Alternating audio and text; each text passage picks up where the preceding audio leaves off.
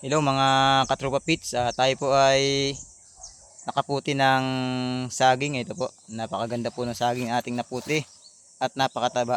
Bungulan. Bungulan po ito, bungulan. Kami po ay marami na pong naputi dito sa aming lupang nabili. Ayan po yung mga tanim natin. Noong nakaraang linggo po ay nakaputi po kaming bali 3 pirasong buwig na ganito. At saka dalawang, ano nga yung maming, dalawa? Tordan. Dalawang turdan. Ayan Isang po. bungulan. Ayun. Ito po yung aming Ngayon bungulan naman. ito po yung aming lupa na nabili dito sa amin. Halos 1 hektarya po ito. Bali nagpatanim na po kami ng Niyog. mga niyog. Ito po, may mga dwarf po ito, lahok po ito, dwarf at saka po yung mga matataas na niyog. Po ito, dwarf po ito. Ay, maganda na po, medyo ito po katabas daan po nung nakarang buwan. Kaso nga lang po ay 1 buwan na ulit po yung nakakalipas, kaya po kung mapansin po ninyo ay madumi na po ulit. Ayan. Napakadami po ng ating tanim dyan at napakalaki na po ng mga niyog. Ayan po, mga buhay na po yung ating mga niyog. Ito naman po yung mga saging natin na mga naputihan. Yan, halos yung mga anong yan ay naputihan natin yung mga kumpul-kumpul na mga saging yan. Yan po yung mga suwi na lang po nila. At meron pa rin po kaming inaabangan dito na mga pinya. Ito po, may mga bunga na rin po yung mga pinya natin. Saka nandun pa po yung iba. Ayan po. Pag po nagsuwi naman itong mga pinyang ito, ay utay-utayin din po nating paramihin yung mga pinya. Yung mga supling po nilang suwi po yung itatanim natin dito sa ating lupa. Ayan po. Sa ngayon po ay patuloy pa rin po natin dinedevelop itong ating lupa na nakuha. Kasi po ito po ay clearing po ito nung aming nabili. Wala pong katanim-tanim. Kaya po kami na lang po ang nagpananim. Ito po ay halos 1 taon na rin po itong ating mga niyog na ito na nailagay dito. Ito po ay malawak pa itong lupang ito. Hindi pa po namin na papatamnan lahat. At ito mapapansin po ninyo mga masukal na yan. Yan po ay parte pa rin po ng mga lupa. Ay, dati po ay napatabas na namin. Bagong pagkabili-bili po namin. Ito po ay pinatabas na namin halos lahat. Ay so sobrang bilis lang din po lumago ng mga damo.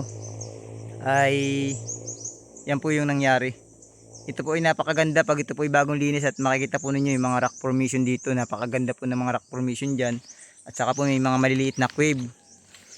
Yan po, tapos may mga gandang parte ng mga bato dyan. Dito napakaganda at napakalaki.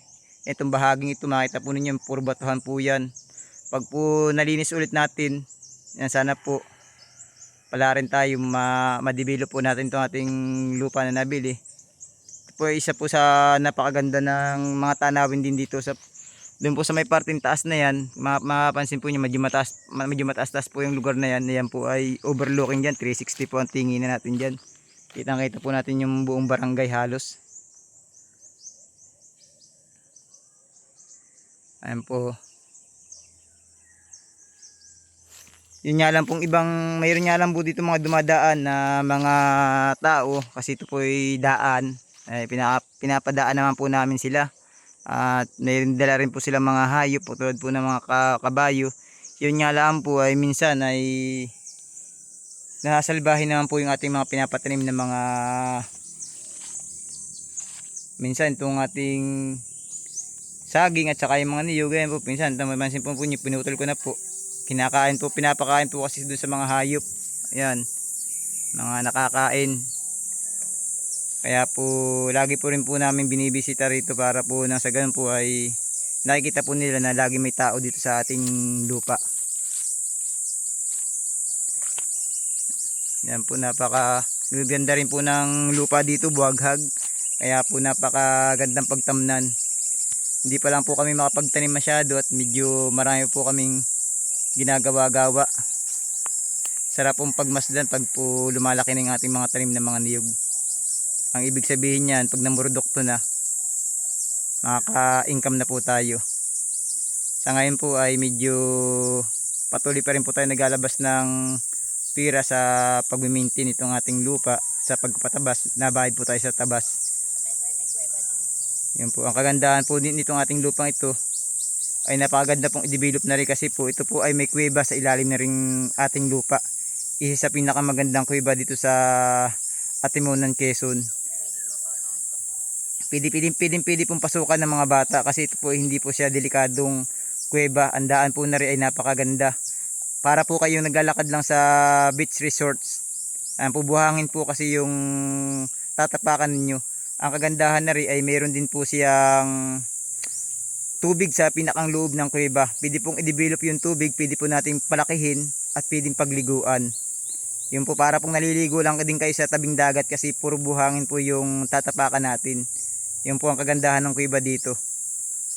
Sa susunod po, pag po may pagkakataon at mayroon tayong mga kasama na pwedeng isama sa kuweba, ayan po, bibidyohan ko po nang makita po ninyo yung kagandahan ng kuweba rito. Pero napakaraming pong nagsasabi doon po sa mga kaibigan ko mga nakapasok na at saka sa mga kakilala namin na nakapasok na rin sa pinakang kuweba, sa kuweba nitong aming lupa, ay napakaganda daw po ng kuweba kasi unang-una yung tanawin sa loob ng kuweba ay napakaganda, nakakamangha. Tapos yun nga, mayroon pong tubig sa pinakang loob ng kuweba. Napakaganda po at napakalinaw ng tubig at napakalamig.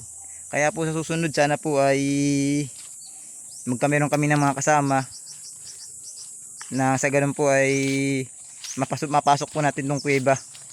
Ayan po mga katropa pits, in-update ko lang po kayo dito sa ating nabiling lupa. Ayan po, ito po, pag po may tanim, meron po tayong aanihin. Maraming salamat po mga katropa pits.